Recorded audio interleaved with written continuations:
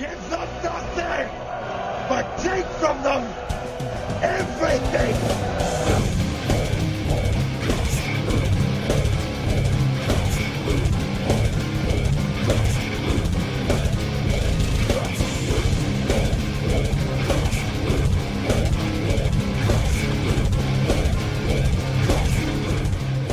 And welcome back to the Metal Hand of God podcast. I am your host, Wayne, and you know this fine gentleman as the Rum Guy. And today we have an extremely incredible guest. It's Mr. Matt Maguire. He is the human slave of Sawborg Destructo from Gwar. Hey, how you doing there? How's it going, man? That is a hell of a title. It is. It is, man. I'm First off, Matt, I want to say thank you so much for taking the time out to do this and come hang out with us for a while, and that you are actually on a groundbreaking episode for us. This is the 600th episode of our show. All right. Yeah. So. Hell yeah! Congratulations. Well, thank you. Thank you. Yeah, it's been a long time, man. We've been almost 9 years. Almost 9 years. Yeah. Wow. Yeah. That's excellent. Well, Yeah, hopefully it'll just all go downhill after this episode. Sure. Probably so. We're at our pinnacle now, man. This is it. I'll make sure to steer it right off the tracks here. Cool. So Matt, yeah, give us some stuff, man. Tell us what it's like to be a slave with these guys.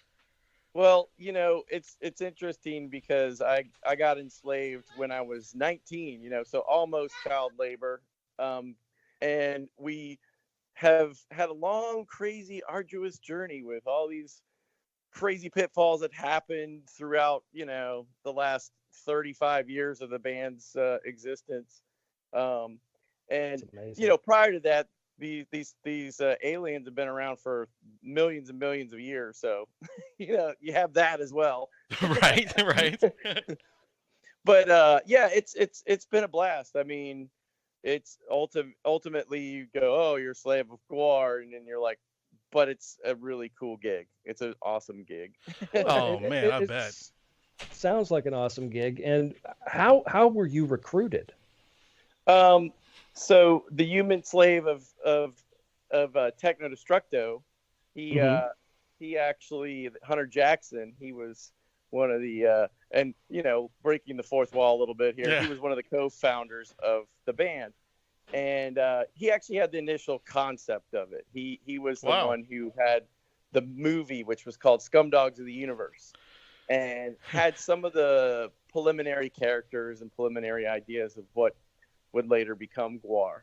And when I came down to go to school at VCU in Richmond, Virginia, I guess I'd met him in the 80s with doing shows.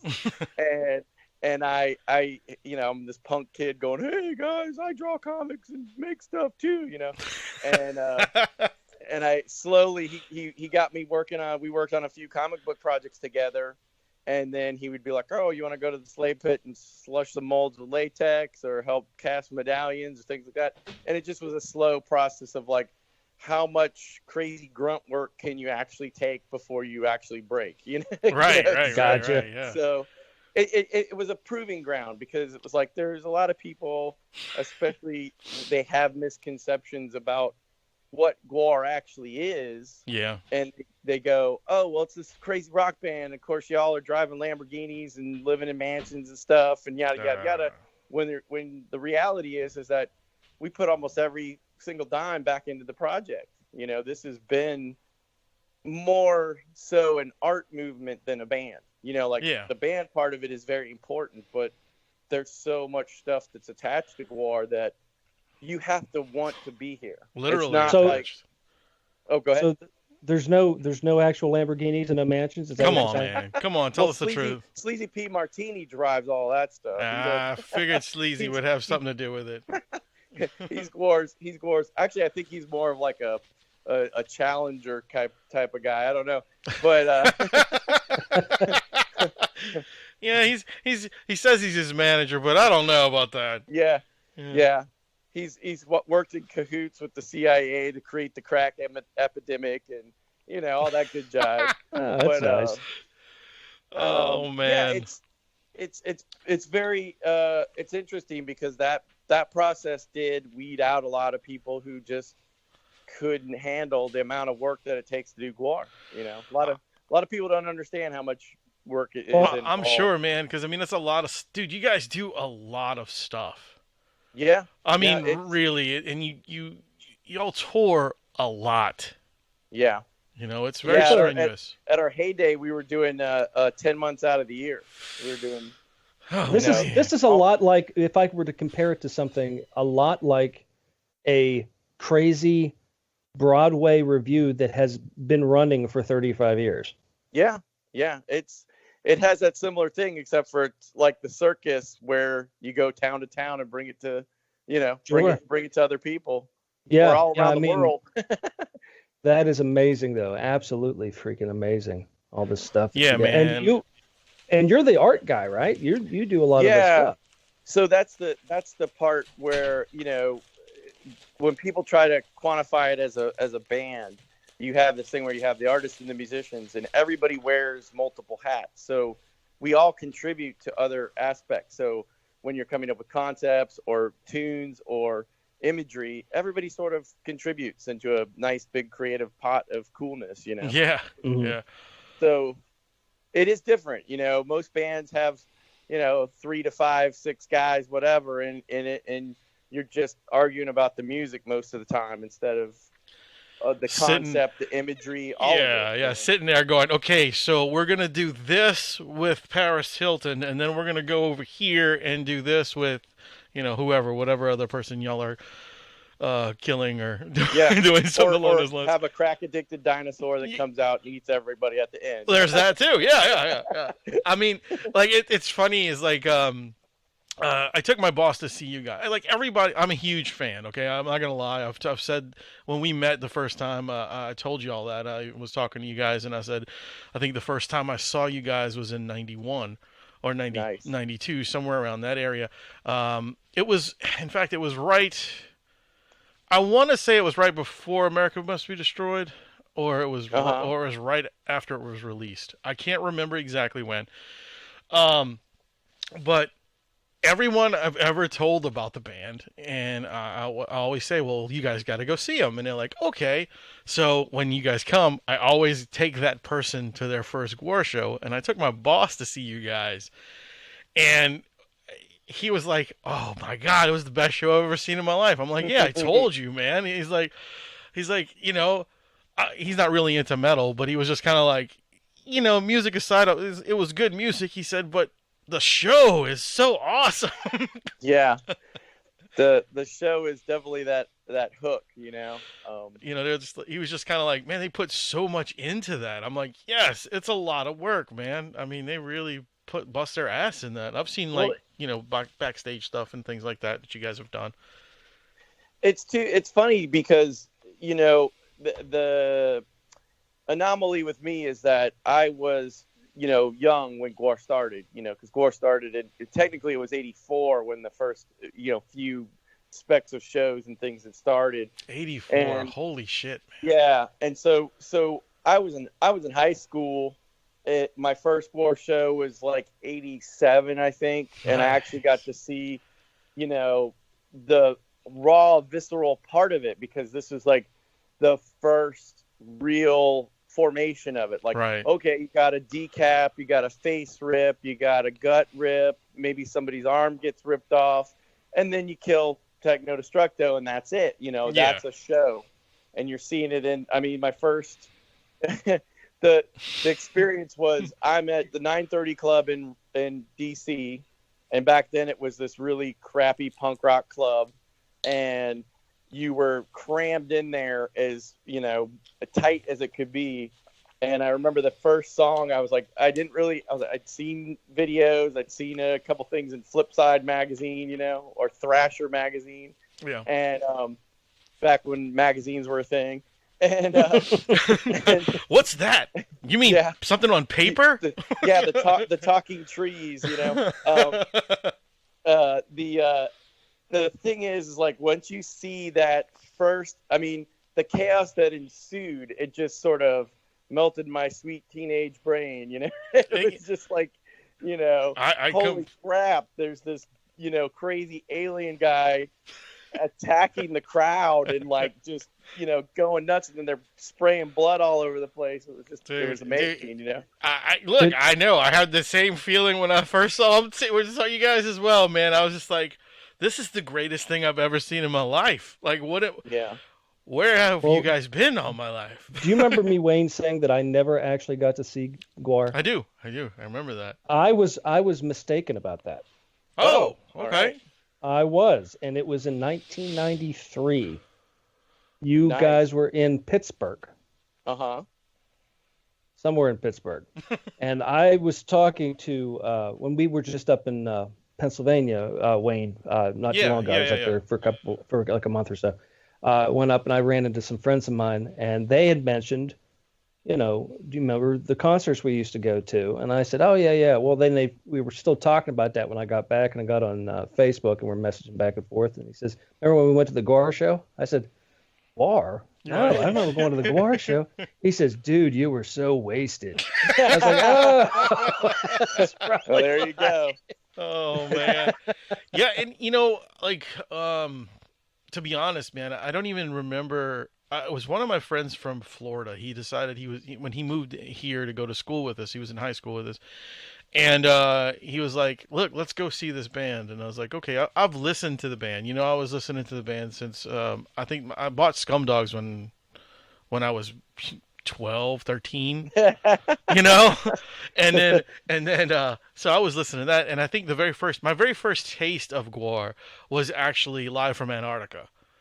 Yeah. Like, I bought the videotape, and my dad was like, what the fuck what is this? What are we getting? And I said, it looks cool, Dad. Let's get it. And he's like, all right, fuck it. Go ahead, buy it. And, you know, and from that point on, I was hooked. So, like, I don't remember exactly how we got tickets to go to the show, but I do remember that the venue is no longer the same venue anymore. Of course, it was New Orleans Music Hall back in the day. Oh yeah. Yeah. I loved it. I loved it to death. I saw so many bands in there. I saw Gwar probably 4 times and ROG once in that venue. Oh, I remember that show. The ROG show. Yeah, there was like 10 people there, because you know what? And it was funny because I mean, it was terrible for the turnout, but it was funny because I was like, I'm standing there in the front row, and Brocky jumps off and lands on my goddamn head, and I'm like, he's screaming at the crowd, "That's how you stage dive, motherfucker! You don't fucking just come on, jump off the stage." He was giving you a lesson on how to stage dive, which was fantastic.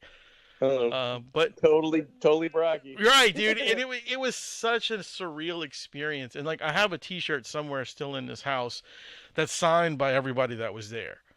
Like, all the guys. Oh, nice. Everybody signed the shirt for me. Even was it in the character, or was it in the fictional characters for ROG? It was in the characters, because like Techno signed his as that, and then Slimenstra, she signed it, and she called me a slave girl. Oh, she wrote slave boy, and then just crossed it out and wrote girl real big across it. Of course. It was awesome. You know, it was a really cool experience for me, man. Oh, But I mean, so, you know, the band's been around for 30 years. Yeah. Or give or take, right? I guess it's like, yeah, technically Bobby would say 35 with the, you know, he benchmarks it on some of the earlier shows and the concept of when Hunter actually created the slave pit at the dairy. Gotcha. So that's sort of like where the movie that he was trying to make was getting filmed, and that was where the you know, you got your peanut butter and my chocolate thing happened with Dave and him. You know, Dave had his band and Hunter had his movie, and they just went, "Hey, can I wear your cool costumes for a show?" And, you know, it essentially turned into like the joke about, you know, their Death Biggie show is, we're going to do this joke band called Gwar, and then Death Biggie will play, and then it was like more people wanted to see Gwar, so it just became that. So that's where it came from. On, where it's like, oh, okay, the joke's doing better than the real band. All right. Yeah. Yeah, I remember when I first heard Brocky experience too. That was like a buddy of mine's band opened up for them at this little shithole out here called the Dixie Tavern. Now, the Dixie Tavern, let me tell you, man, that was the place to play if you were in a punk or a hardcore or a metal band. Like, my band played there a bunch of times, you know. I'm like, we loved the place, but it was one of those places where you sit on the couch, you're sitting in someone else's piss. You know what I'm saying? Right. It's like, it's that, it was that kind of environment, man. And you walk outside and yeah, kind of like it was New Orleans version of CBGB's, I guess you can say. Yeah, you walk outside, you know, and not 2 minutes after standing on the corner, you get asked if you want to buy some crack or if you have weed or, you know, whatever. But I remember seeing Brocky play there, man, and I was just like, wow, this is cool. You know, this is like really, and I was really into that shit too. But what I was leading into was, I remember you guys coming here one year and you guys were playing with yourselves. You guys played with ex-cops. Yeah.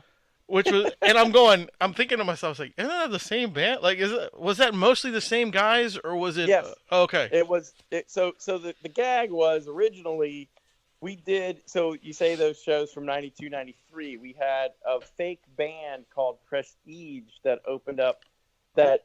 Was that the techno band? Yeah. Yes! So Prestige was a conceptual band from Anton Riemkob, who is this art critic who's just, he's so highbrow that he's just a disembodied floating head. Oh and my he God, basically dude. says, hey, there's not going to be a Gwar show tonight. Yes. We're going to have Prestige instead. I remember that. We loved the fact that the audience got so enraged at Prestige that when we killed them, you could hear, you know, the music's going full blast, and you could hear the audience just go, yeah, you know, just so into us, dude, getting rid of this band. So we had the idea that we could do a whole evening, like actually have those skits intertwined, that Gwar would start coming out and killing the opening bands.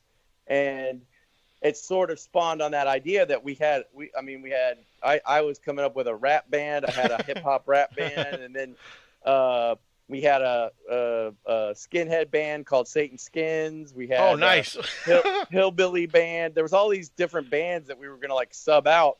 But Ex-Cops Pete basically went back and he wrote most of the record. He came back with all these really cool tunes. So we're like, okay, Ex-Cops it is. And we did a prototype show in Richmond, and it was the most batshit crazy.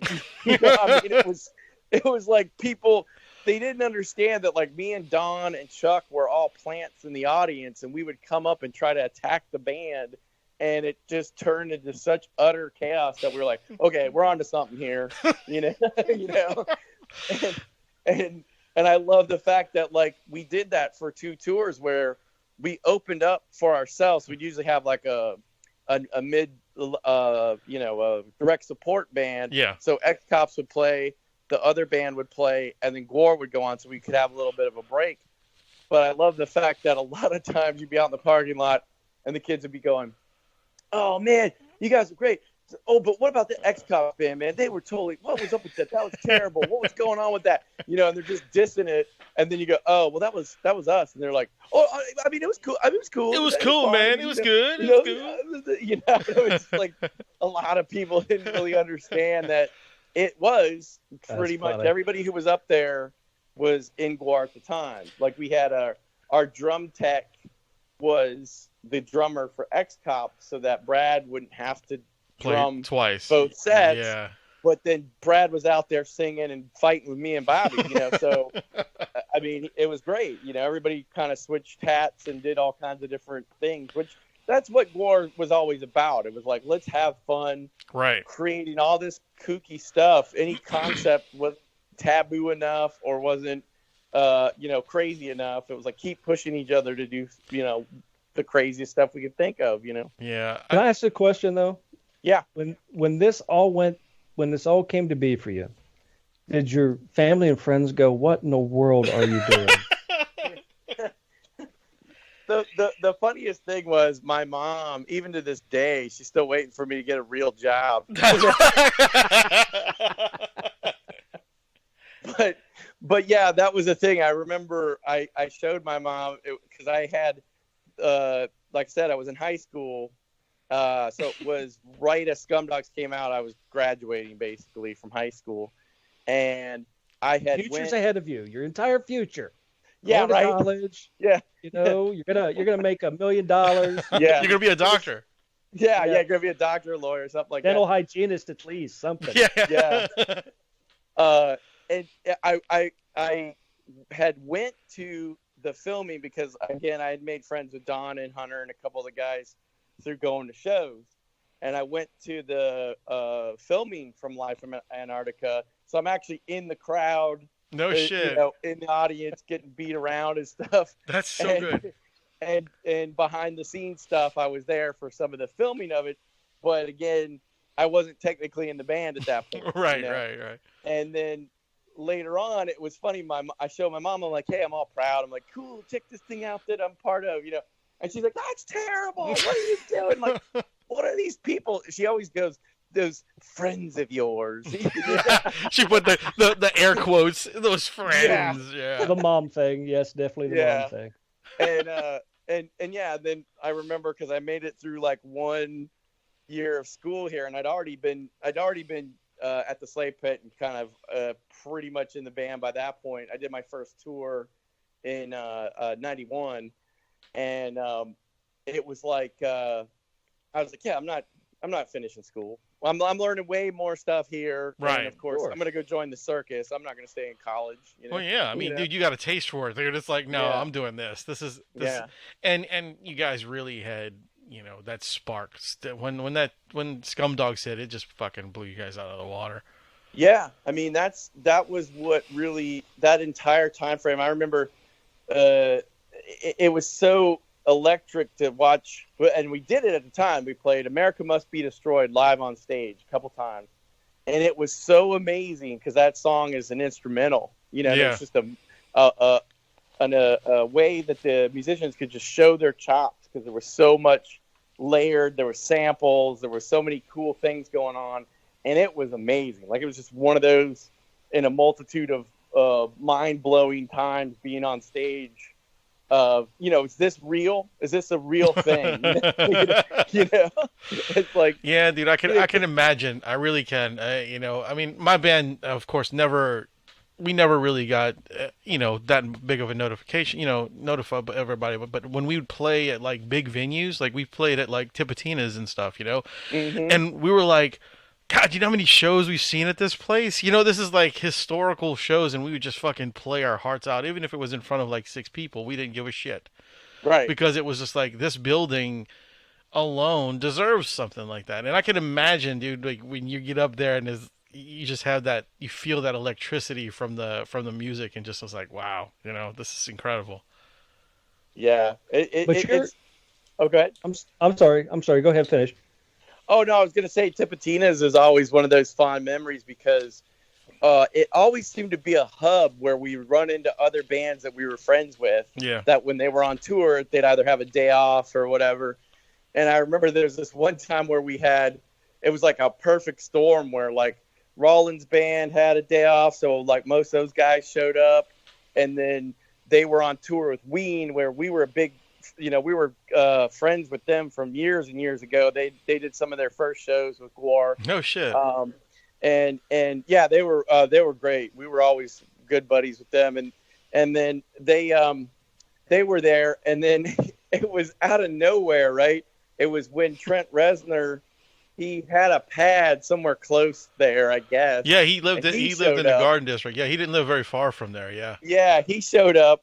And it was like this crazy, like, okay, so we're getting dressed in our costumes, and then there's guys from Ween and Rollins' band, and they're hanging out while we're getting naked and getting in our costumes and running around, and we're just chit-chatting. So, like, as the show's going on, here we're coming back going, hey, what's going on, man? Yeah, so you doing okay? Okay, cool. I got to go back to the new thing, you know? I got to go get blood all over. Yeah, I got to go get blood on these people. And then Trent Reznor was up in the balcony, and Dave, you know, he's like, the invitations had all been extended to come back to the house and chill out and hang out and just have fun, whatever. And Dave just couldn't freaking help himself, where he's like, so we had a scene where Slimenstra would get a pocketbook, and he said it was like a present that Odorous bought Slimenstra, and it was like, I got this handbag from Walmart. You know, he's like, well, you don't appreciate this purse? You don't appreciate it? He's like, Trent Reznor would appreciate this purse. And he looked up at him in the balcony, and of course all these people were like, what? You know? That's so fucking funny. And he's just like, pew, and then he's gone. He's like, never to be seen again. You know? Yeah, that's how he is though. That's Trent for you. That dude owes me $20. Yeah. He really does, dude. He really owes Rums $20, man. And he's always, I swear to God, ever since I've known Justin and Rum, it's been the same thing. That motherfucker owes me $20. He owes me $20. $20, man. Show up to a party. He's like, man, and they were just really getting, they weren't as huge as they got, at the time. Right. And he's like, dude, since you just showed up and your car's still warm, we're almost out of beer. Go buy beer. I was like, okay. I said, all I got's, I said, you want to kick in for this? He goes, no, man, I'll spot you when you get back. I'll owe you $20. I was like, that's all I got's $20. How am I going to get gas? He said, I'll give you gas money too. I went and got the beer, came back. Reznor drank the beer, looked at me, went to the bathroom, ducked out the back, and got in his car and drove away. I was like, son of a bitch, owes me $20. Oh man, what a nice guy. That's funny. But you are you do what? Almost all the art, the drawing art, the t-shirt. Yeah, that's the thing. Most of us. So back in the day when we had a lot more artists, we're down to about 3 or 4 main Gwar artists, and me and Bobby have sort of Bob Gorman have sort of rose to the top of like the quote unquote old timers. Like, I was the youngest at that point. Now I'm like one of the older. You're like, man, I'm getting funny old. How that works. Yeah, right. But yeah, like as far as art direction and things like that, Don Draculich, who was the human slave of Sleazy P. Martini, he actually he was one of the art directors that we sort of picked up the torch from him when he nice. Put it down. And so a lot of the stuff, people always get into this like argument about like, well, I like the band back in 92, and I like the band back in 2002, and I like the bands looking whatever. And it's always like, you can't just keep doing the same thing. No, you can't. No, you can't. It gets stale, you gotta change man. at the time. Yeah, and a lot of it's like, they always complain like, okay, well, it's just like when the Marvel Universe redoes Spider-Man for the 8 millionth time. It's like that's what you got to do. You have to kind of repackage it sometimes. All right. Can you repeat that one more time so Rum can hear you? No. I agree with you when it comes to certain things, but Spider-Man is just one of those things you do not have to keep. We have this argument like at least once a year about I'm Spider-Man. Sorry if I hit a hot button. No, it's funny, dude. It's funny you brought it up because like every so often he's like, I don't give a shit. It's why? What do you mean? There's another dimension? No, bullshit. It's still Spider-Man. Right. It's just it's like and it's another thing. There's only one Nick Fury. It's David Hasselhoff. No, it's not David Hasselhoff. It's David Hasselhoff is the only Nick Fury. Telling you. I know. I wish that movie was good. Right. I agree with you on that statement, man. I really do. Because it's not at all. We're borderlining that Captain America '90s movie. Boy, that one's bad. Oh my gosh, it's awesome. no worse than like all the '70s stuff that they put out with like, the Spider-Man stuff and the old oh god, the Thor that looked Incredible like Hulk. The Thor looked like a terrible wrestler. Yeah, like he really did. He looked like one of those bad like heels that they just throw out in the WWE or just like get him, go get some screen time, boy. Like that. Let me tell you something, brother. Ragnarok's around the corner, man. Yeah. It's just hysterical that all those characters from back then and they come back and they do them, but I mean they need to give some space in between. I mean you can't revamp the Spider-Man universe in 3 years. and start from one again. I mean, Yeah, it was just anyway. It was just ridiculous. Although I do like Tom. Is it Tom? Yeah, Holland, the new kid that's playing Spider-Man. I really dig him as Spider-Man. Like, he's doing a good job. I think all of them have been good except for Tobey Maguire. I didn't really care for him. That's who you got to kill next, Spider-Man on stage. Yeah, well, I don't want Disney coming. You can't fuck with Disney characters now, man. Yeah, Disney's probably the worst person in the world to deal with, or company. Like, now for us just mentioning Disney on here, we may get sued. Yeah, right. Kid, don't laugh too much like Mickey, okay? Oh yeah, yeah, you're right. Now the outfits, the uniforms, the Gwar uniforms. Is it how? I mean, are some of those some of the, like, I don't know how to word it. I'm trying to say it. Are they original pieces? Do they have to remake their armor? Yeah. So a lot. So that's what, like, a lot of people don't understand with the way that we have to make our stuff in order to last a touring, a touring cycle. We want to at least last about 2 years. Right. Okay. And so depending on who's wearing it and how well they take care of it and all that, good jive. It's like if you have a guy, stepping on his mask, wringing it out while he's telling you I should make the mask stronger. Oh my God! Yeah. He's using his sneakers to wring his mask out. Yeah, okay, I'll try to make that stronger, man. But that's the thing. It's like there's certain disciplines of, like, if you take care of it. We have props that are 20, 30 years old. We have a lot of the stuff from the 80s that's kind of like, being archived that, hopefully one day we'll throw it in a museum or something. Oh, man, the Gwar Museum would be awesome. And then there's incremental parts. Like, so I'm, we've been talking about, because some people don't appreciate the newer looks because there's too much detail and there's too much, they like the cruder looking Gwar from the earlier I don't know, man. I don't know. I think the newer looks are... Well, it's fine. I mean, I know all this is subjective. And some people are just always going to pine for the time they like Gwar or whatnot, and that's fine. But the logic behind it was that we were going, if we're going to do, you're shooting with a 4K camera, it'd be good to have that detail on there. Yeah. If you have the detail to make it look movie ready or photo ready, then yes, none of that, super crazy detail is going to translate from stage. The kid in the front row might see it, but the kid way in the back isn't going to care. Right.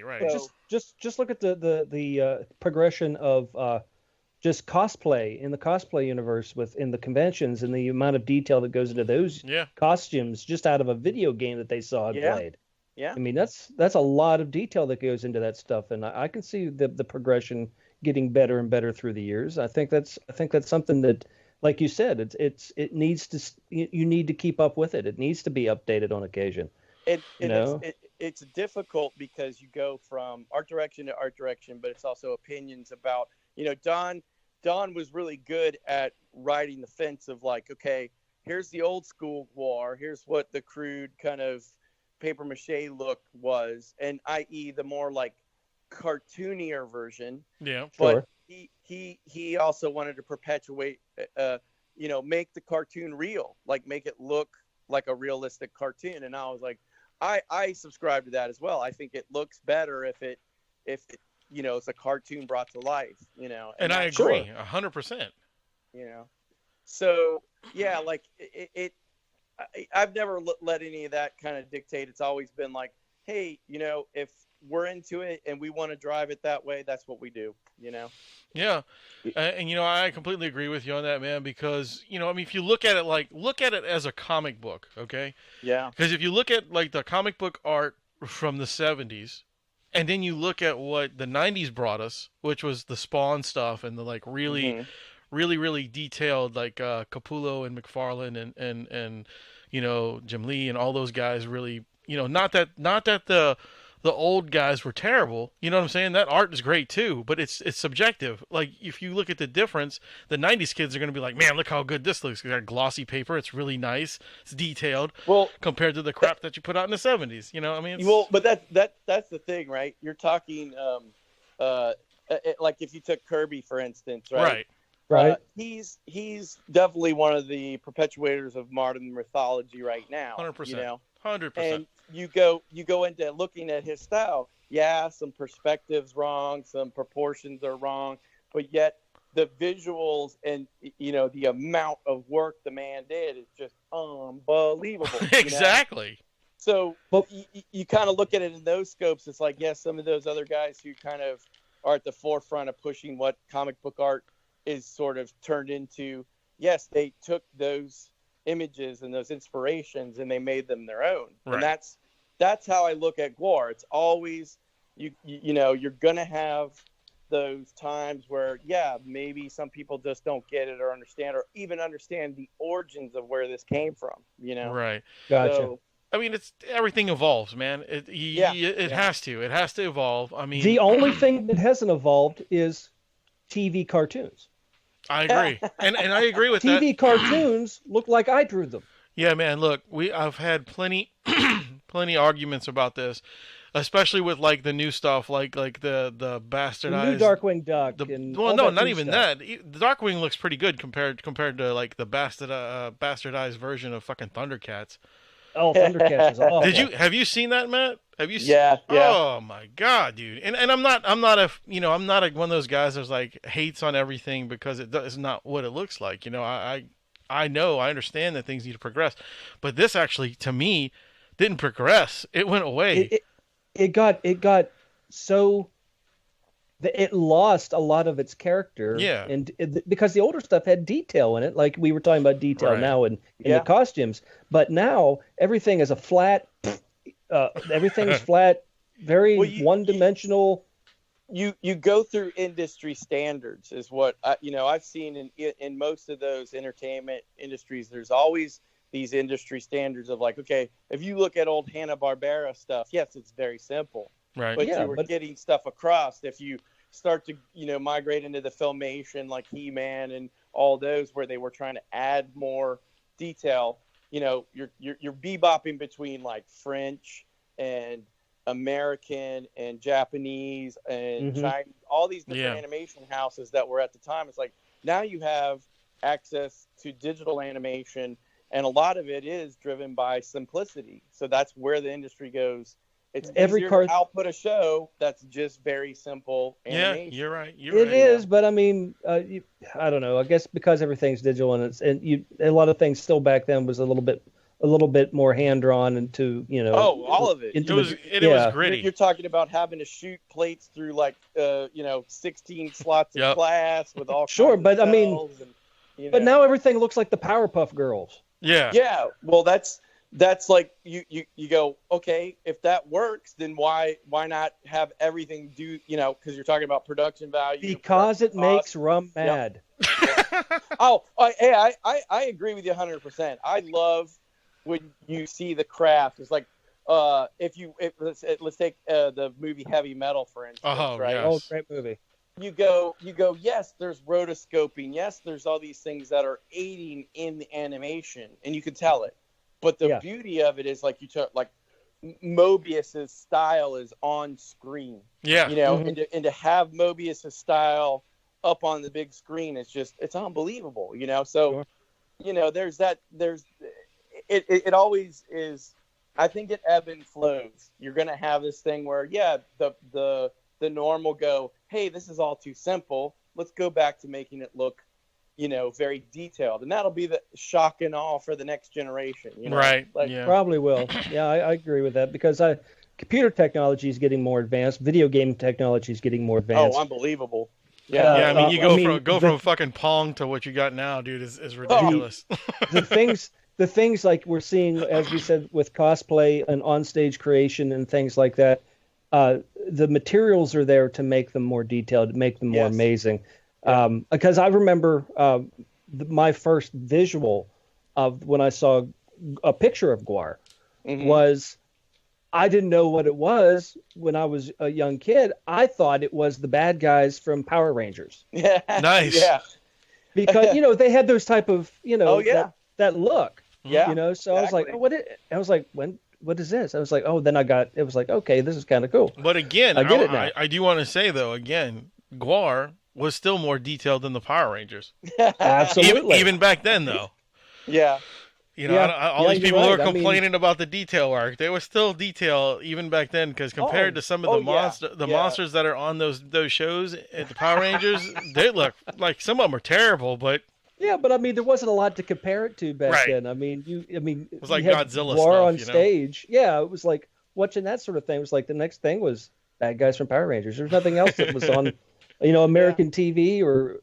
And another thing I always liked about you guys was how you were able to get into different things. Like there's a Christmas special. There's just random weirdness. There's I saw an interview one time with one of the guys doing a news report talking about like NASA or something. I'm talking, what is this?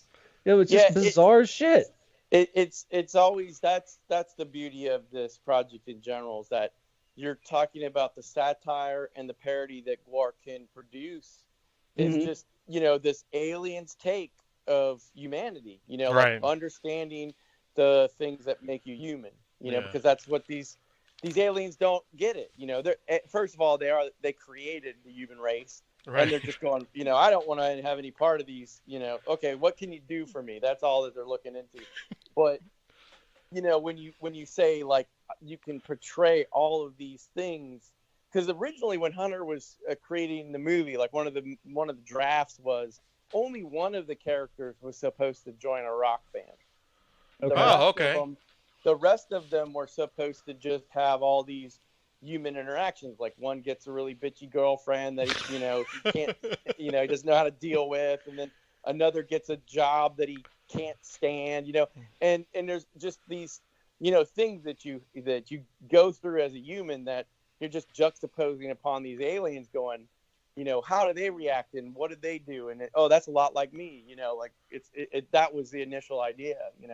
That's so cool. We're saying there's a lot the human race can learn from Gwar. Yes. Yeah, I mean, most of it is to stop giving a fuck, I mean, pretty much, man. It's like I get to that point where you have all these, like, you can be Chicken Little and go, how many times you almost got hit by an asteroid in the past couple of years? Okay, well, and again, you might think high and mighty about how I got to pay my bills and do my taxes and all this other crap, but yet you're floating in a rock in a ginormous universe. That's all you're doing. It's like, right. The grand things in scheme of things perspective a little bit. Yeah, don't worry about it. Don't worry about it, right? Most people don't think about it like that, man. They think about, like, we're just on a rock. Yeah. Just think of one person on top of the globe spinning in a circle, and their thought is, I need the new iPhone. Yeah. Yeah. Yeah, exactly. And oh man, I need to get the bestest, greatest new thing. It's like no. Well, the main idea is, like, living your life, just living your life. Don't like the person that dies with the most toys does not win. You still die. It doesn't matter, right? And of course, all your relatives are going to be arguing over all your toys, so that's cool. Did you look into my house? Because the studio office is actually my quote unquote man cave, and I have, like, all my action figures in here that I have left. I sold all my other ones. I had an entire 2-car garage full of figures that I sold, and so nice. I have some left, and I was just, like, laughing. I said, I don't have a camera on or anything. Wayne plays with dolls. I do. Knew it. You knew it. I knew figures, bro. They're not dolls, dude. Fuck yourself. I don't play with dolls, bitch.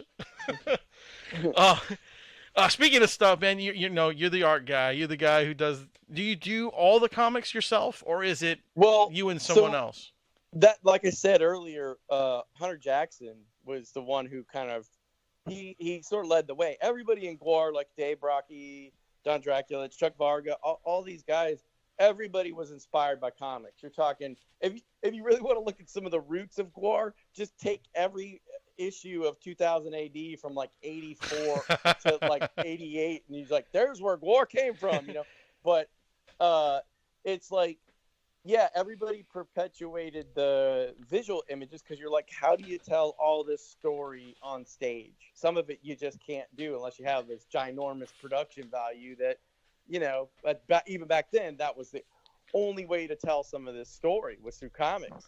So me and Hunter, I'd done comics all through high school, and when I came here, we did a wrestling comic. That was the first thing I did with him was a wrestling. We both had wrestling universes, and we jammed them together and made this really cool comic.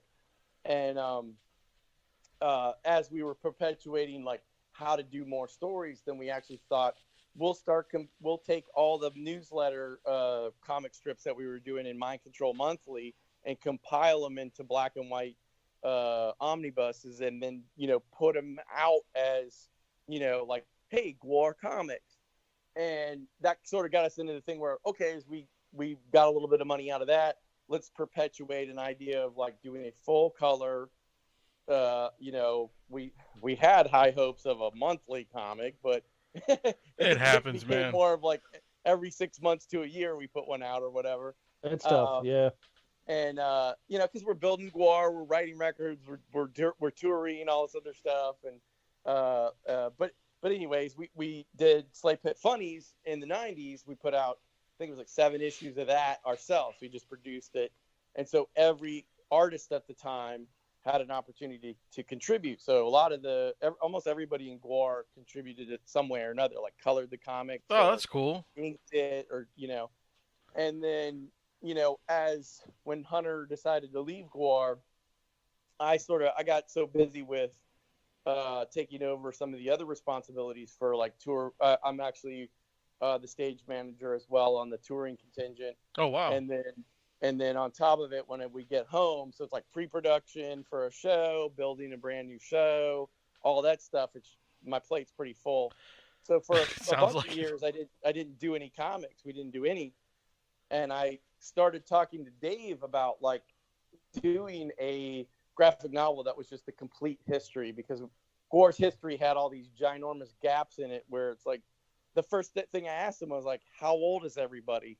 You know, where does this story begin? You know, we started cooking up an idea that the Big Bang was actually a battle that Cardinal Sin and the Master and his forces were fighting, and this ripped a hole in this reality and created this chaotic universe that initially Gwar's responsible for this entire reality. You know, that's beautiful. That's hysterical.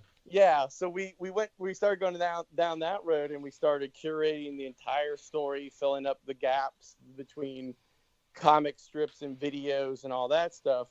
And it just happened to be kind of, a coincidence that our lawyer, he had met this comic book writer, Matt Miner, and he goes, you should work with him. And so I met with him, and we decided to launch Kickstarter a couple years ago to do the first set of books that we hadn't done any since '99. So we did Orgasmageddon. I guess that was 17, 18. I don't know how many years. I don't know. They all go away. But then last year we did the Enormogantic Fail. That's a trade comic, and that one is specifically tailored off of.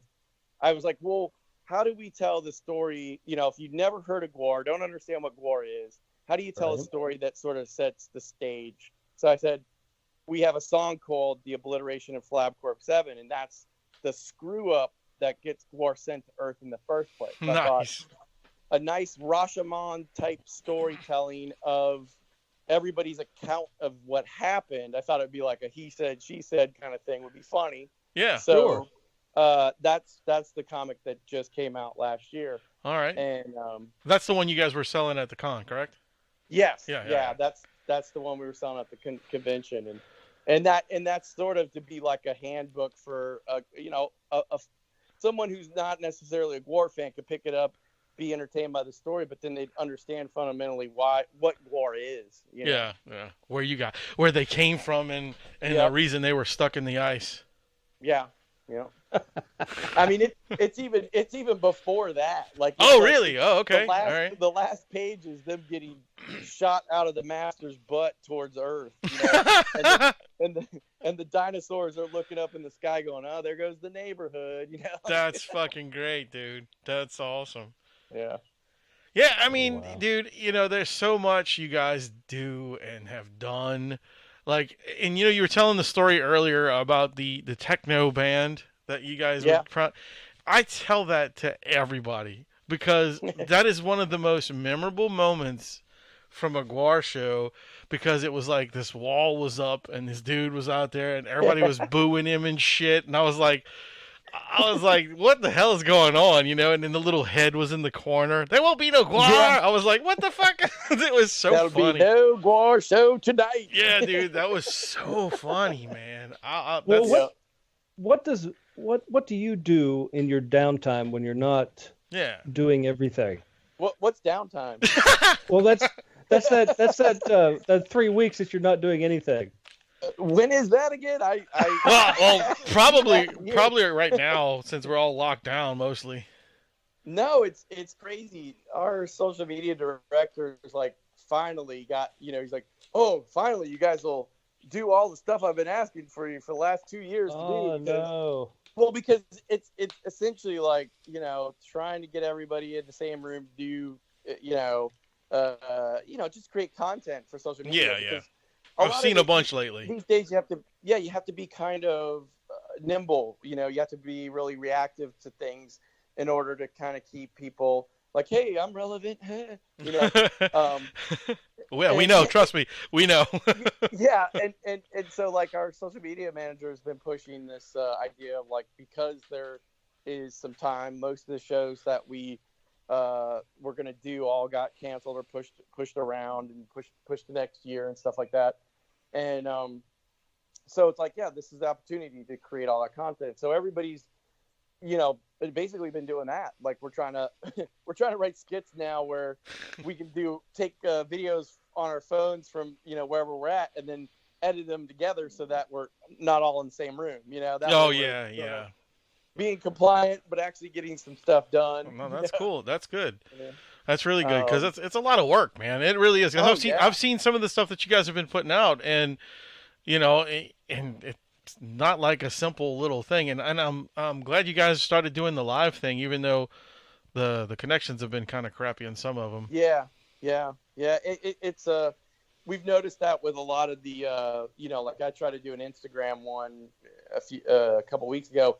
And just not having the hardwire connection, it just was tough. There's so many people doing that on Instagram and on Facebook, and all the platforms are just getting overloaded with people trying to do this stuff. Yeah, trust me, man. We tried to do our first live show last week, and it was bad because we couldn't get anything to work. We were just like, nothing's working for us, man. We couldn't get anybody connected, and it was a pain in the ass. So we're not giving up on it. It was just one of those things where it's like, okay, the first one was a fail. Let's go to the next one. Yeah, it's like it's funny because that'll sort of like perpetuate the future. It's like that's how you interact with people now. You just Skype them or FaceTime them, or you know, it's like, don't touch me, don't come near me. You better be 6 feet away from me when we talk. Yeah, I'm half deaf. You're gonna have to scream. I want you 6 feet away from the screen. You know. Yeah. Well, before this happened, how did the touring look? Well, this year was really stout, and it was cool because we're sort of on we talked about Scumdogs of the Universe, and we're at that anniversary year now. Yeah.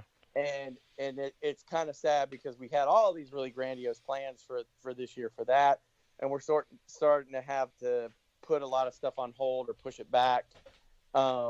There is a few cool things that will be announced in a couple of weeks that will be pretty neat. So, you know, keep posting to social media.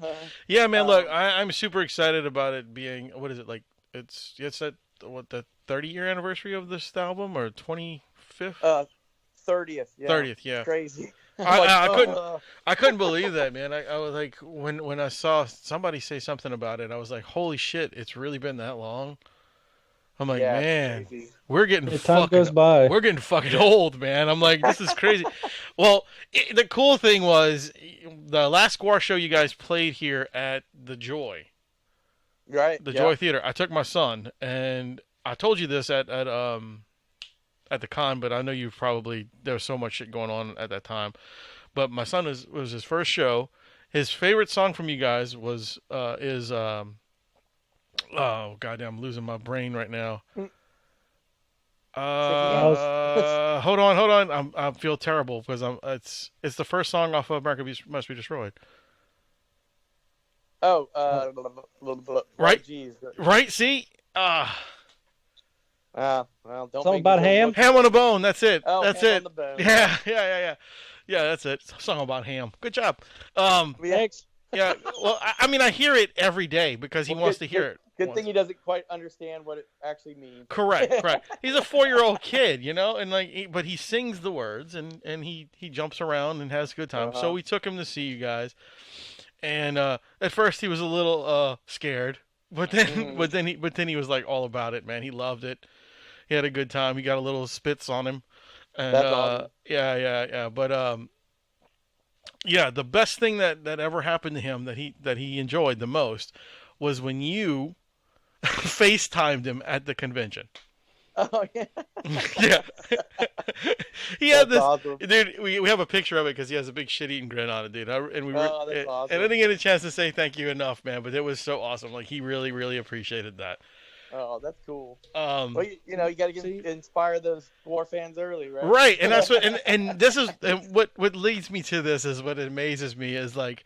I remember at fucking 13 listening to this, and now my 4-year-old is listening to the same stuff, dude. Well, that's what's interesting because doing it as long as I have, you've seen people who were teenagers that have kids now, and like some of them have kids that are coming to the shows. You're like, there's 3 generations of kids. Right, right, dude. It's so crazy, man. Wow. And like I said, I've seen you guys 11 or 12 times, and it never, and everybody asks me the same thing. Don't you get tired of seeing that show? No, it's different every time, guys. You just don't understand. Yeah. It's a fun show. You gotta go see them. I think that's been like, some people's misconception because a lot of bands will tour, they'll tour their concept record for, ever, or they'll tour the same old tour that they've done every single year. Right. And like we come up with a new show pretty much every couple of years. Like it's just like we either add to it as we go out or we modify it or we change it somehow so that there's always something new to see. Yeah. We I think it's sort of like the artistic part of it is always like we just get bored with it too. We're just like we don't want to show you people the same old crap we've been doing for Well, when is it going to be time when we're going to be turning? I mean, we turn on classic rock stations or just rock stations now, and it's like, it's like new classic rock, Metallica, or right. When are we gonna hear like America, Horse with No Name, then bam, Sick of You, or Bone Snapper or something? When are you guys gonna get on it? I don't know. We're hoping. I don't know. The way the technology has changed, just like jumping on Spotify to be in somebody's playlist, you're like, that's a whole new ball of wax. You're like, oh, well, somebody actually has to put you on that playlist, or whatever. It's like, Yeah, I don't understand that much either, man. Like everybody says, oh, check out my playlist. I'm like, well, I don't want to listen to yours when I can listen to my own. I don't understand. Right. But it's all being social, man. Yeah. But not touching each other, but being social. Right. That's it. So what? I'm sorry. Go ahead. No, go ahead, dude. Go for it. I was gonna ask. Out of all the shows you've done and everything you've been a part of, can you think of one particular moment that you thought either? Well, let me put it. Have you ever had that one moment where this could be it? This could be all come crashing down moment. Like we went too far, or like you looked out on the stage or was like, something's happened.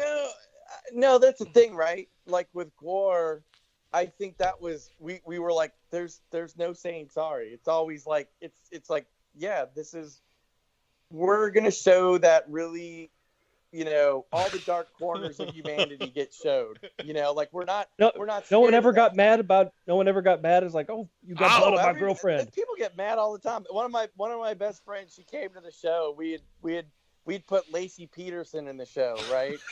And the whole thing was like she's out there, and this is the thing. If you can get what we're saying, right, from what we're putting her out there, and she's going, why, Scotty? Why'd you kill me?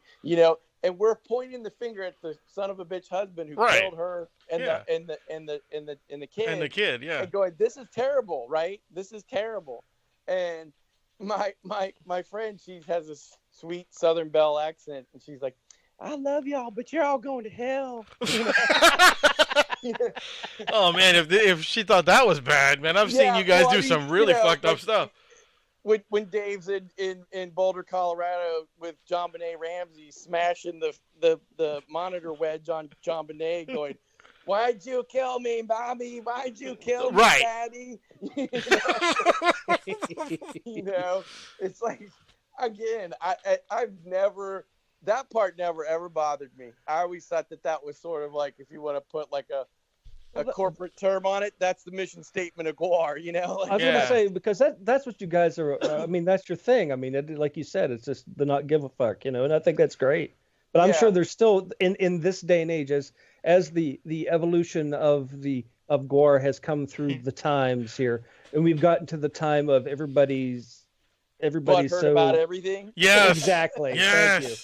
Just trying to figure out the word. The world is such a giant pussy now. It's so horrible. The pussification of the world. You go through these like safe space, trying to quantify how everybody can be sheltered from reality at some certain point, and it's if anything has made me more, like our work is not done, because that's the part of it, man. It's like life. The reality is life is dangerous. Life is hard. And when you get to the point where you're trying to shield your children or shield the generations from that reality, that's a disservice to humanity. And that's where you have to really, say, is all of this nonsense necessary? It's like, I sort of blame those after school specials and those PSAs and all the, crap that fuck you, G.I. Joe. Don't get in that van with that creepy man. Like, okay, stay in school. It's like, right. Fucking Mr. T. Milk, all that. But it is that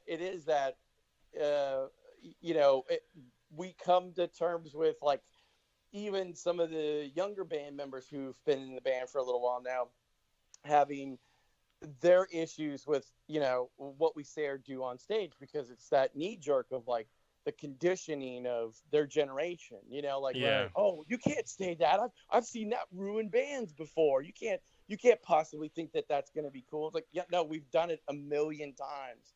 Like, it doesn't change the fact that we've done it a million times. Like, this is Dude, like, you could go on any video and say, hey, that's too far over the line, and I'm like, that's never far enough, Right.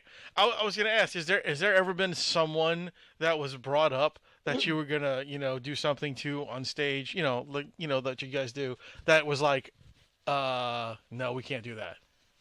No.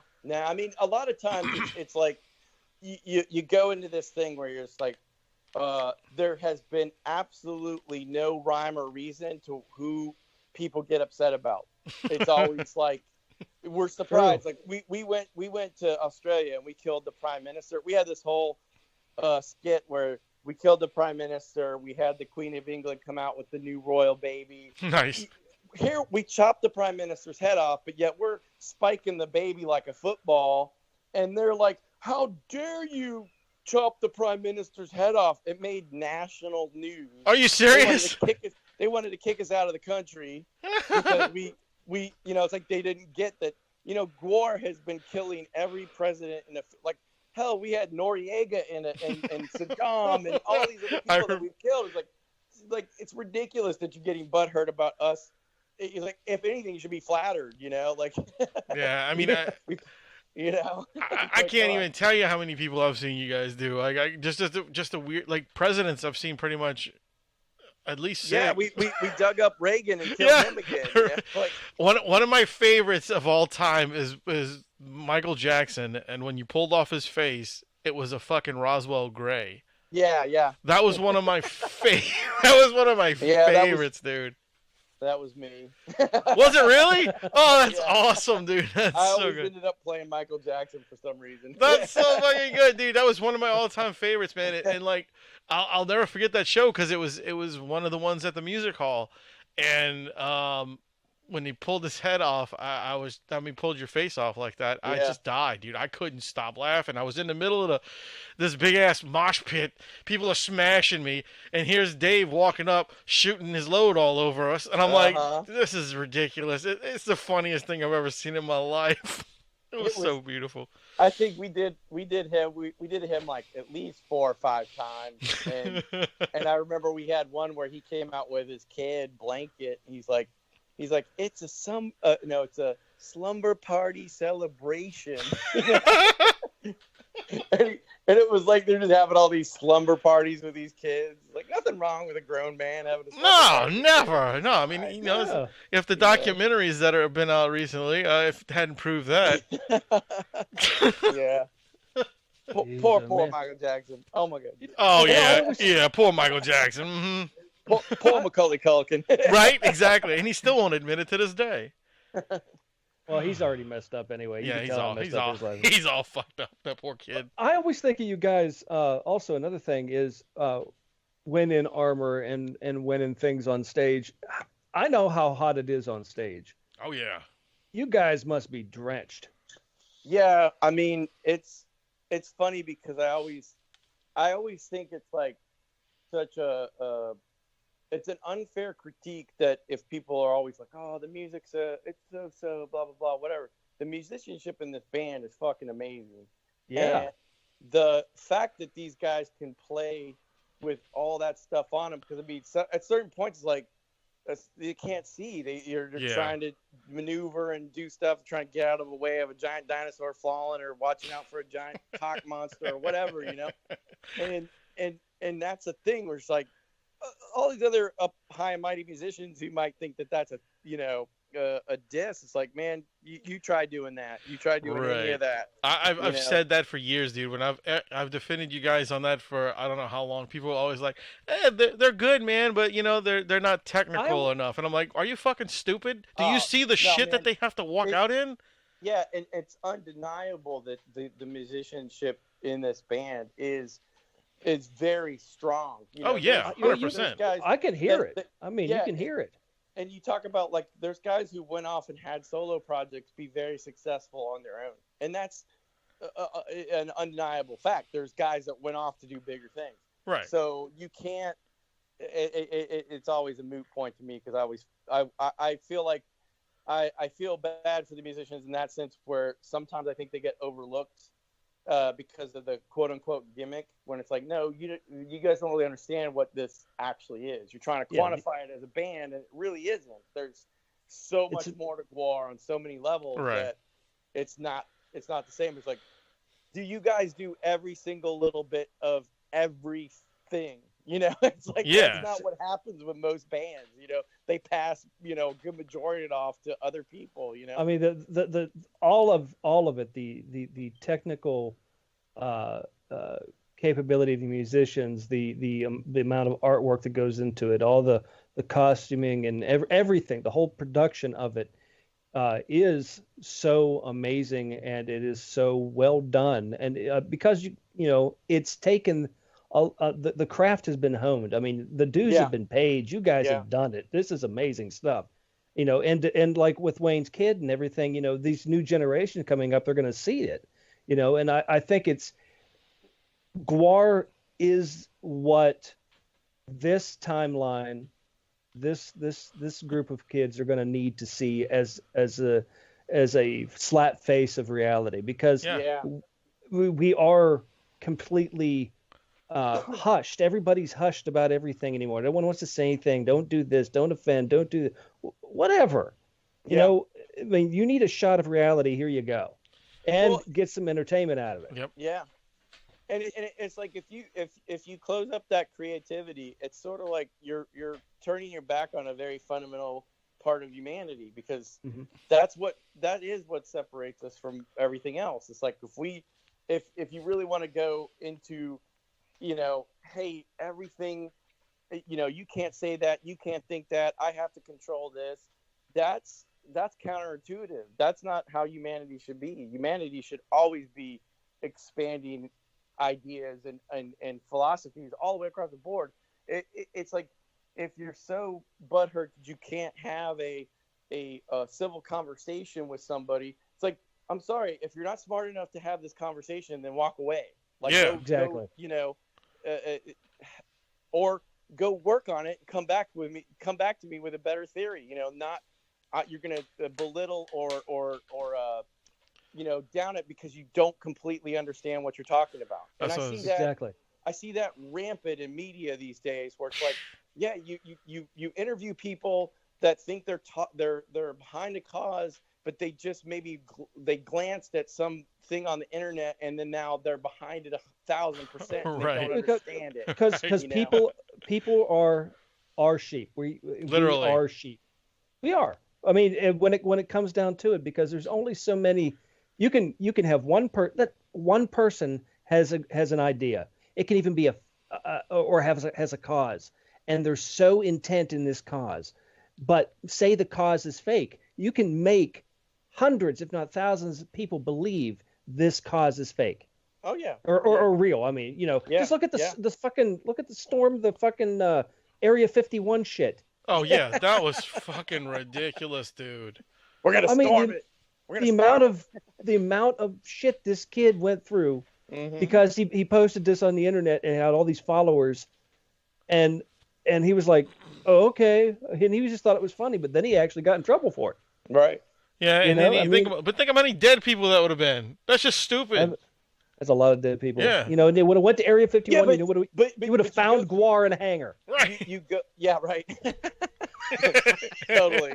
Gwar would have been sitting there already eating all the aliens. Yeah, smoking cigarettes. What the fuck are y'all doing here? No, but fundamentally, I think that's part of my point, is that the kid is trying to push the fact that, yes, there's all these parameters and rules that are meant to keep you as sheep, and that's a part of it that's like disconcerting for humanity in general. If you're not trying to expand, it's like people, especially in this country, should be just pissed off constantly. They shouldn't be scared like the government tells them to. They should be just mad, raging, just going, look, this world shouldn't be this way, you know? And that's part of what the juxtaposition of Gwar is going, look, here, you guys follow your leaders, you do stupid shit. The idea that chaos and reveling in the anarchy of it is a necessary evil, because you go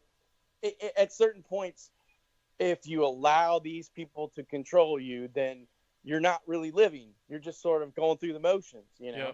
Yeah, absolutely. And I think that everybody has a certain potential in them, and that's the part where it's like, if you're wasting the potential, then it's just wasted energy. You're not spending it good. You're not spending your time well. And what's great about speaking of this country, what's great about America and being an American is that you've got the opportunity to act this way. You've got the opportunity to be who you want to be, as loud as you want to be, anytime you want to be. Yeah. You don't have that in other countries. It doesn't even matter if it's in Canada. They don't have it there. Yeah, for sure. and don't get me wrong, because that's the thing. The initial idea of this country and the initial structure of this country, amazing. Nowhere else in the world's like this, you know? And that is the thing, that's the part where it's like the complacency is what I'm pointing at, because it's like Americans have gotten a little lazy and actually should be putting more effort into making sure that those freedoms and those ideas are across. It's like, you worship whoever the hell you want. You could think about life and liberty and the pursuit of happiness in any way you want, you know. But and when it really comes down to it, I always go back to that thing. It's like, we're all on the same ship. We're on Earth. We're hanging out in this one rock in space. That's the part that humanity. And again, that's where I always think that's how I look at it from Gwar. It's like, if I was an alien looking at humanity, that would be my biggest, note to humanity. Hey, you need to stop fucking around and help each other out, because that's all it is. Right now, that's it. You're all on the same boat. Stop fucking up, Right? Absolutely. And then Gwar could like do something with North Korea. That'd be nice. Yeah, right. And then that happened. Fuck. Yeah, I mean, it's funny because I always look at it in those terms. It's like we have that fun satirical part of it, and I think that's what helps us, stay fresh, because it is. It's like, man, the world just gives us tons of material constantly. You know? Right. You can't make this shit up. Oh man, I mean, yeah. Have you watched The Tiger King? Yeah, right. Wayne has. I have, and I just want to say that was the most mind-blowing and numbing thing I've ever seen in my life, and I don't even know where to begin. Like, where do these people come from? Like, this is unbelievable. Well, that's I've always said reality straighter than fiction, man, for sure, dude. Because that's it's like you sit down, like I'm watching the thing going, this is made up. This has got to be right. Made up. I was thinking the same thing. I was like, this is bullshit, man. This is not real. Yeah. I mean, no. Okay, go ahead. I was gonna say the whole like you're not that straight, and the poor fucking bastard that had to sit there while the other guy shot himself, and God, dude, I mean, like, how could all of this happen just in this one select group of fucking people, dude? Well, yeah, all right, yeah, all right, you answered that. And the answer, kids, is meth. Well, as it turns out, like, I think most of them weren't on meth. It was just Hampstead. Those main players were on meth. But it's, man, again, I was like, how could I come up with something that bananas for a story? I'm waiting for the next show, man. When you guys come around, you're gonna be killing Joe Exotic on stage. He'll be, I've watched the last. They put out a new episode recently. Did you watch that? Yeah. Okay. So you think of that poor guy, like, I say poor guy, he was a jerk off, but you know what I mean? Like, he's in prison. All he ever wanted to be was famous. Now he's like the most famous thing in the world. Yep. Like, it's the Pope and him, that's it. He can't see any of it. No, he can't see it. He can't talk to nobody about it. Yeah. He ain't getting no money off of it. He's just fucked all the way around because meth. Yeah. Don't do drugs. No, stay in school. It's bad. Yeah, it's bad. Stay in school. Don't do drugs. Now we're back to the wrestling thing at the beginning over there. What I was going to say real quick was, how you were saying, people need to, stop being this, stop being that, and kind of really push their creative, juices out there and stop being stupid about it. Yeah. If it wasn't for us and being in America, we wouldn't be able to do this show. Like, there's no way in hell that they would allow us to put this show on the air anywhere else. No, they've actually closed a lot of shows like ours down. Yeah. We actually had a few episodes that were banned in Germany and a few other countries. Because of some of the content. And we actually got blocked. Listen to this. This is one of our favorite stories. We had a huge thing about Bill Cosby. We were talking about him. Listen, man, we were before when he first started getting accused of it, we were all for him. We're like, oh, he's an old man. He's not, that Bill Cosby didn't do that, right? That's what we were thinking. Yeah. And then when it all started coming out that he did it, we were like, what an asshole. We all feel bad now that we were like, siding with the dude.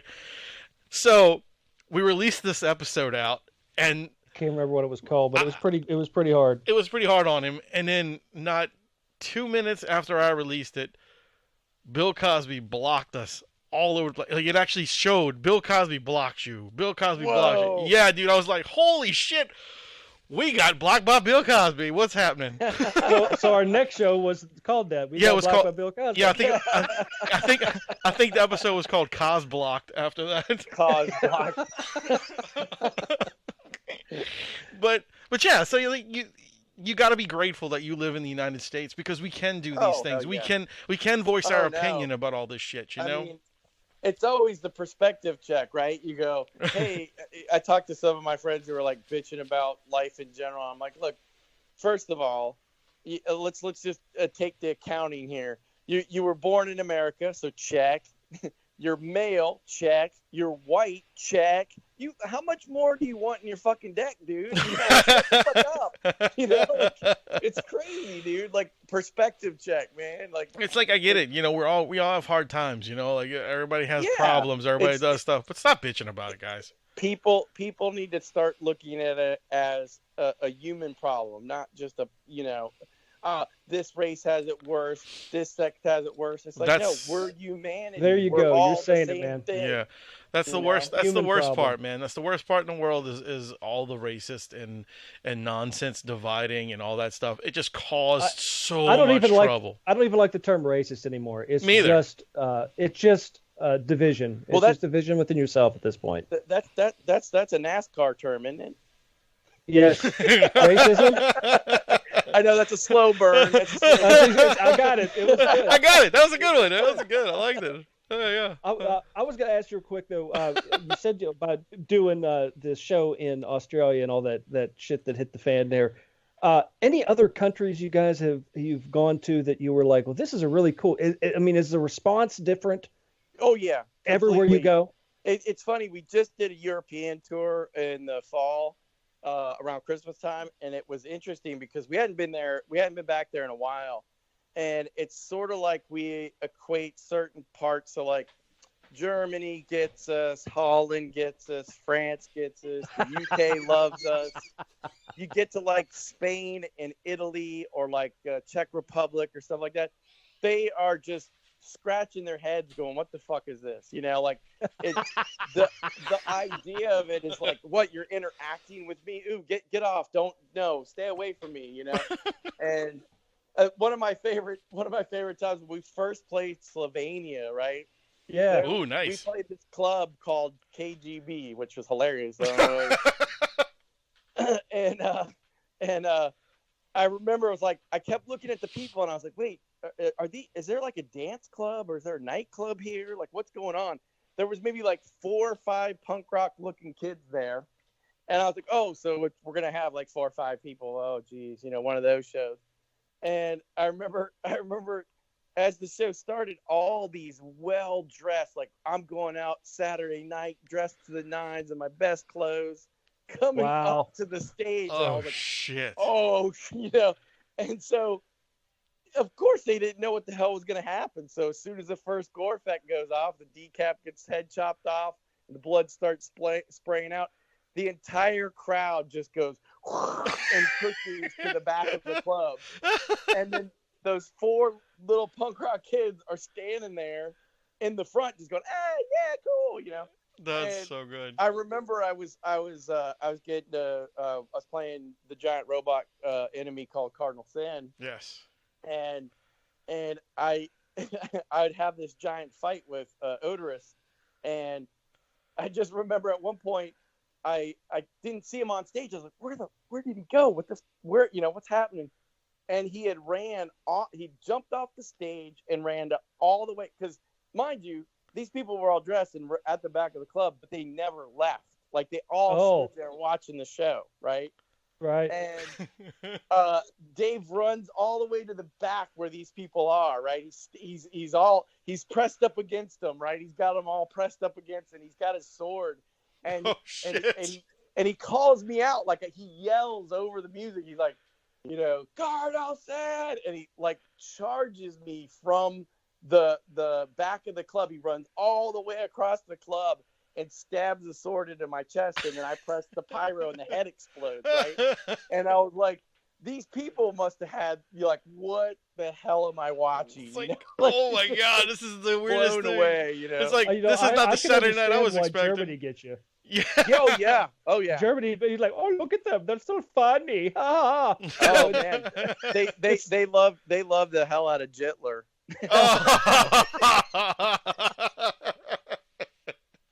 No, I mean it.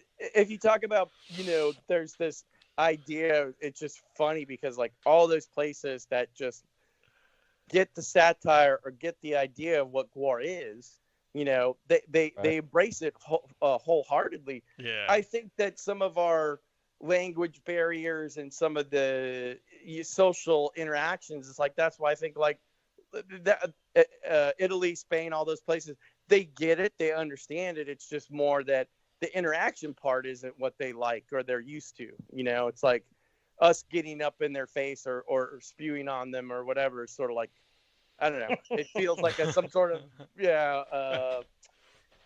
anyways, it's just, those areas still don't quite get us. Now, when we played Japan, I want to say that was one of the most amazing audiences. You guys would fit right in there. Oh man, you're talking about such a cool. So it's like in the States, I would never jump off the stage. I know I'd be torn apart in like 5 seconds. Oh yeah, right? Dude, they steal your clothes. Yeah, the costume would be. I'd be naked. Yeah, and the costume would be on eBay in like 30 seconds. Yeah, exactly. Yeah, exactly. Before we load it out, it'd be on eBay. Yeah. Stage worn. No, the kid would be asking me to autograph it in the alley. That's that's true. Yeah. No, but no, it was like in Japan. It was like, I mean, the crowd was so amazing, and the energy was just so like they're so into it, and they had these like in Tokyo, they had these little separate areas because they were very aware of like telling people, okay, if you don't want to get blood on you, you have to stand here, but if you want to interact and have fun, here's where you stand. So they have these like little cordon areas that people who just wanted to watch and see what it was or didn't, you know, because as you saw, as the show progressed, more and more people kept coming out from under the little cordon and started to trying to get into it. Yeah. They were like, oh, this is fun, you know. And awesome. I actually ran out. Me and Dirks actually ran out on the dance floor and interacted with people. He's playing his guitar out there, and I'm out there swinging a sword and running around with That's so cool, dude. Taking photos and, you know, singing a song, and it was amazing, you know. So yeah, I loved it. I hope Gwar gets to go back to Japan someday. Yeah. It's so good. Well, I'll tell you what, man, you're living a dream, that's for sure. Yeah. Hell yeah, man. Hell yeah, for sure. Well, before we get out of here, dude, I got one more question for you. Sure. Do you, you know, I know you're into all the art stuff and stuff like that, but do you play video games at all? Oh gosh, that's like I'm a crackhead, and that's my crack.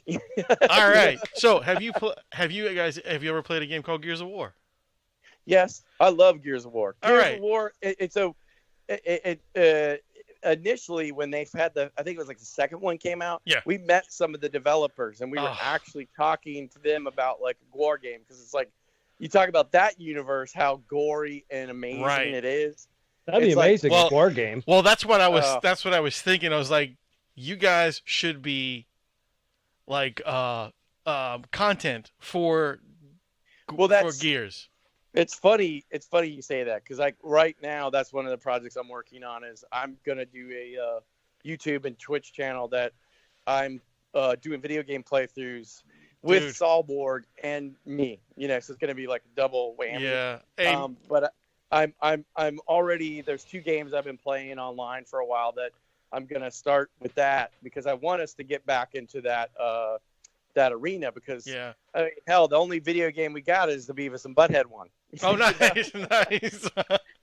You know, that's the only video game we've ever been on, basically. That's funny. And yeah, it would be, there's so many developers out there that the Gwar universe would just be amazing to inject into video games. Yeah, because I thought about that when I first started playing. Well, I mean, I've been playing Gears since Gears 1. And well, we've both been. Actually, this is how the show started. Was we started playing Xbox Live together. We were playing Halo together, and nice. And we became friends, and it just happened. just happened to decide, hey, let's do a fucking show. So it just started that way. And that's where the name came from too, because the Metal Hand of God is actually was actually the name of the gaming clan that we were in. Nice. Yeah. Nice. Yeah. Yeah. No, Gwar has always had. That's the thing. You talk about like Warhammer 40K, all those types of games. We used to play Blood Bowl on the bus, like on the old rickety school bus. Dude, Blood Bowl tournament. Blood Bowl was so awesome, so good. Actually, y'all ever play? This is the thing we're trying to figure it out. We're about to do it on here. Is this thing called Roll20? Have you ever seen that online? No, I haven't seen that one. I'll send it to you later. But it's basically like an online RPG which you can create yourself. Nice. And you can invite your friends to play, and you can do campaigns and stuff. Wow. Yeah, and being that all this social distancing and all this stuff that we have to do now, we're thinking that we're going to start we're going to put a campaign together and play with everybody and see if nice. I'll invite you, dude, if you want to come play and come hang out one time. Yeah, that'd be fun. Yeah, that'd be great. But yeah, man, it was awesome to have you on the show, dude. Really. Thank you so much. Thanks for having me, guys. Thanks for having me. Such a We're good looking time. forward to Gwar back on the road. We're looking forward to. Yeah, I'm hoping we're hoping to have a few dates in October. Awesome. Nobody, Riot Fest hasn't canceled their date yet, so that's September is the earliest date we have right now, and then we're definitely slated for sometime next year. So Great. We'll be back out. Great. For sure. Super. Yeah. So yeah, dude, and like I said, anytime you ever want to come back on the show, just hang out with us and shoot the shit about video games, man. Look, you're more than welcome. And if you ever want to hook up on the Xbox, I'll send you my name, dude. We'll play some Gears all day. Nice. Hell yeah. But anyway, I was your host, Wayne. I'm the Rum Guy. And that was Matt Maguire, the slave of Sawborg Destructo. And remember, ladies and gentlemen, boys and girls, to keep it metal!